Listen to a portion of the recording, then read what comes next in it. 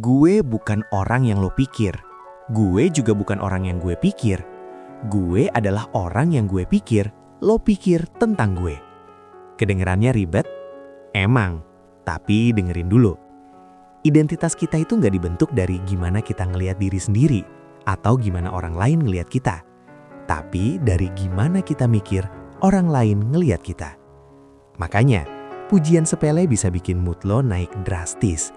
Dan makanya, kritik dari orang yang lo sayang bisa bikin sakit hati banget.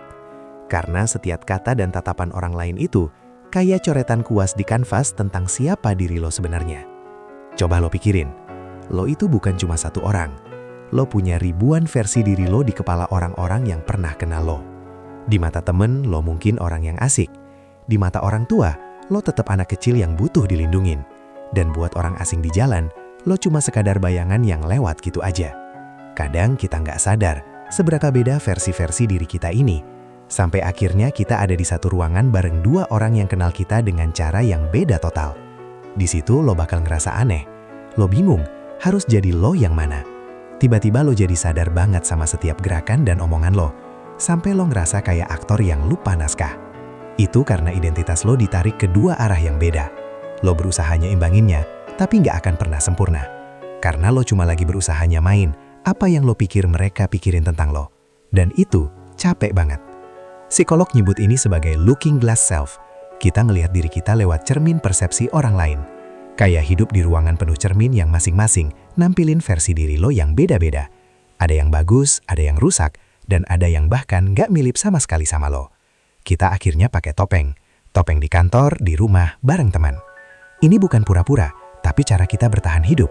Tapi masalahnya, kadang kita terlalu lama pakai topeng sampai kita lupa siapa sebenarnya orang yang ada di balik topeng itu. Bahkan pas lo sendirian, pas lo nggak butuh topeng lagi, siapa lo sebenarnya? Nyari tahu siapa diri lo itu kayak lo nyoba gigit gigi lo sendiri.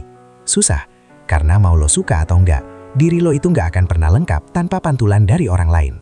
Ingat, nggak ada orang yang mandi di sungai yang sama dua kali, karena sungainya udah berubah dan orangnya pun udah beda. Lo itu selalu berubah setiap detik. Lo yang mulai nonton video ini udah nggak sama lagi dengan lo yang lagi dengerin kalimat ini sekarang. Jadi, berhenti maksa buat punya karakter yang kaku dan permanen. Lo itu bukan patung batu, lo itu sketsa yang terus-menerus dihapus dan digambar ulang.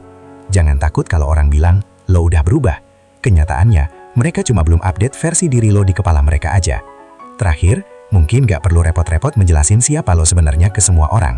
Karena pada akhirnya, versi lo yang paling jujur adalah saat lo berhenti peduli sama gimana dunia ngeliat lo dan mulai fokus sama apa yang lo rasain pas lo bener-bener sendirian.